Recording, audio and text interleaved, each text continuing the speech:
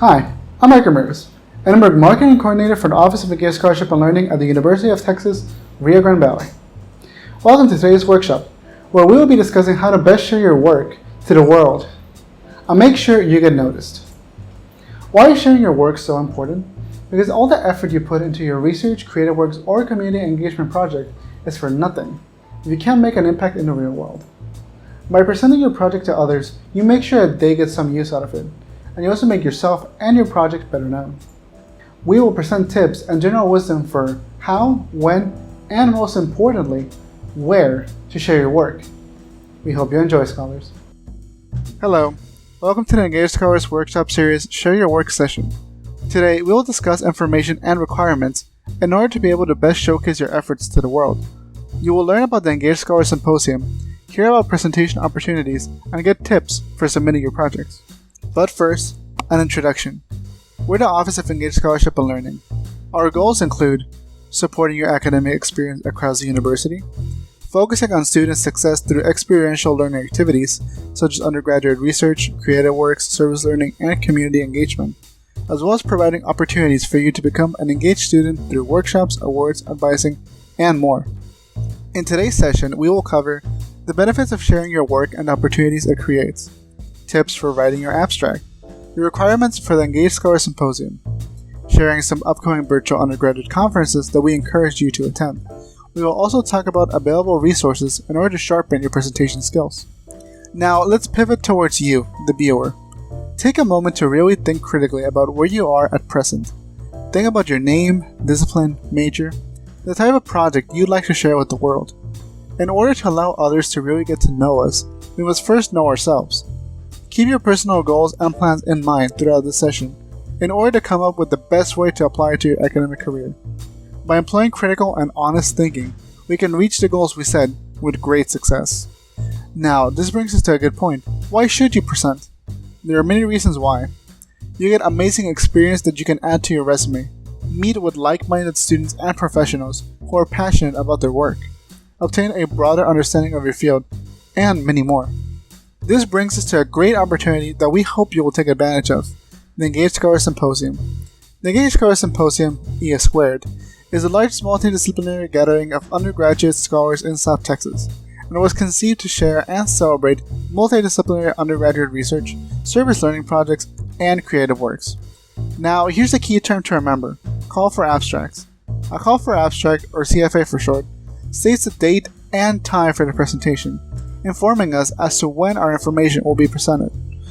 Through this, we also learn the proposal type, answering such questions as what is the occasion or reason for the call, and what are people being invited to propose. Also important to consider is the criteria, answering the question of what qualifications or expectations must be met in order to propose something. And finally, the theme. We define what theme or elements the organization or conference seeks to emphasize. Another big aspect is the abstract. The purpose of the abstract is to serve as a prelude to a larger work, like a presentation or paper. An important component for it to have is a hook or screening tool for readers or attendees. Some main characteristics of an abstract are being short, usually about one paragraph, summarizing the key points or findings of a project or piece of work, expressing specific conclusions and discoveries, not just describing a topic, and also stating what the presentation will cover. When it comes to calls for abstracts, you should carefully consider the way in which you are presenting your information. Here are some aspects that are worth evaluating based on your type of project. Research. An inquiry or investigation that makes an original intellectual or creative contribution to the discipline. Service learning. A service experience which addresses community need and mutually beneficial relationship, and integrates a reflective component that relates the service experience to academic course objectives and the student's learning. Creative works. A tangible expression of creative effort, which may include, but is not limited to, music, film, writing, theater, dance, or artwork. Community engagement. The collaboration between institutions and their communities for the mutually beneficial exchange of knowledge and resources. There are various ways to present your project. Some examples are oral presentation or talk, lecture-style presentation. Each presentation is allotted 15 minutes, including time for questions. Poster presentation, printed display, 3 feet by 4 feet, which overviews a project, recommended for either research or service learning project. Art gallery. Gallery sessions may include visual art such as pottery, painting, or graphic design. Recommended for creative works. Performance. Performances highlight music, film, dance, and theater productions. Durations may be 5, 10, or 20 minutes. Recommended for creative works. Presentations have some well-defined best practices that are always worth following. Here's a checklist that explains these practices. Fit. Learning about what the conference is about and ensure that your project is a good match. Clear yet concise. Provide details in a concise fashion by eliminating unnecessary details. Attention. Capture readers' attention. Keep progressing through your project's outline and sell your project. Follow requirements. Abide by format standards, meet deadlines, and answer all required sections. Active voice. Avoid passive voice and narration. Instead, focus and engage readers on what they need to know. Stand alone. Include all necessary information within your abstract and avoid making references to information not included. Comprehensive. Describe the project with sufficient information for readers to understand the full picture. Verbiage and audience. Write using words appropriate for readers, non-specialists. Avoid unnecessary jargon or abbreviations. Review and revise. Double check your work so that your abstract is free of any grammatical, spelling, or punctuation errors. Having an action plan is essential to a successful presentation. Here are the required steps. The first step is purpose. Identify the purpose of your project and introduce the topic. The next step is motivation. Here you will describe the motivation behind the project. The third step is execution. You will elaborate on what you did in the project. The fourth step is outcome. Describe the results or outcome of the project. And the last step is significance. Here you will explain the importance or significance of the project. The different parts of an abstract may vary depending on what type of project it is. For a research project, the component could include objective, methods, results, and a conclusion. For a service learning project, you could talk about purpose, description, student's role, and the reflection component. Or maybe for a creative works project, you could discuss the creative objective, background information, or craftsmanship/technical skills involved. In order to properly create the abstract, you should set up an action plan that outlines the writing process and guides you to the best version of the abstract. The first step is to define a foundation. Here you include the purpose, motivation, execution, outcome, and significance. Next, you revise and condense. Write more, then reduce. Review your work and revise as needed. Consider best practices. Afterwards, make sure to proofread and share with others. Share your revised draft with your professors or tutors at the Writing Center. Also important is to gather additional info. Collect all additional information needed to submit your abstract online. And finally, submit the abstract through the online portal. Here's an example of a service learning project.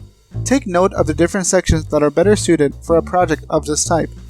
In contrast, here's a creative works project. Notice the differences from the earlier example.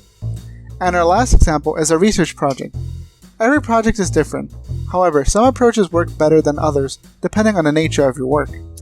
There are additional steps that can be included in your action plan. A title is a must in order to ensure that reviewers and attendees will see it first and have a good first impression. Your abstract is also super important. It provides reviewers details about your project.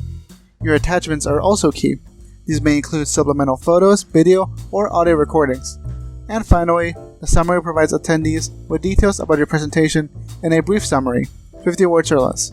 These are not included during review.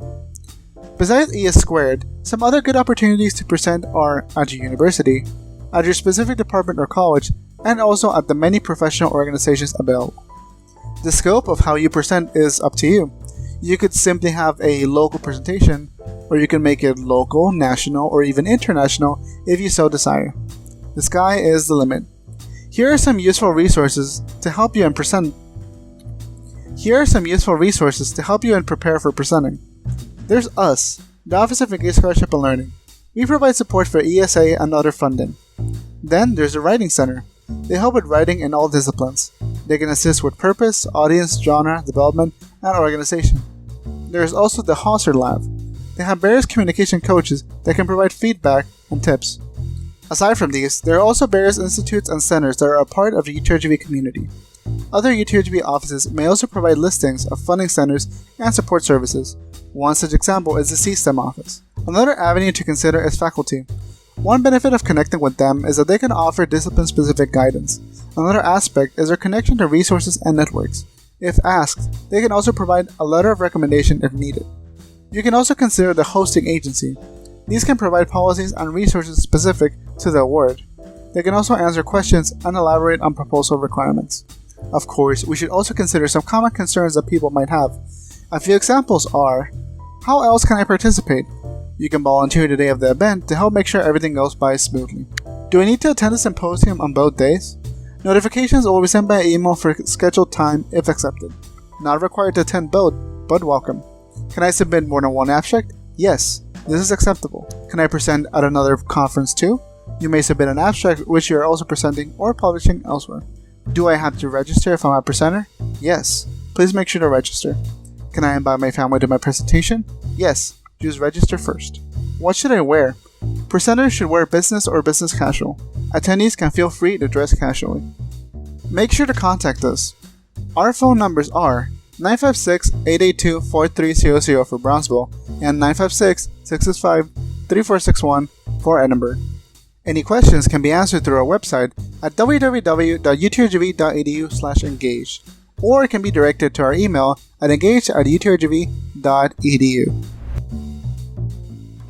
Now that you've learned all the tips and tricks of how to share your work, we are sure you'll find great success in presenting your project to others.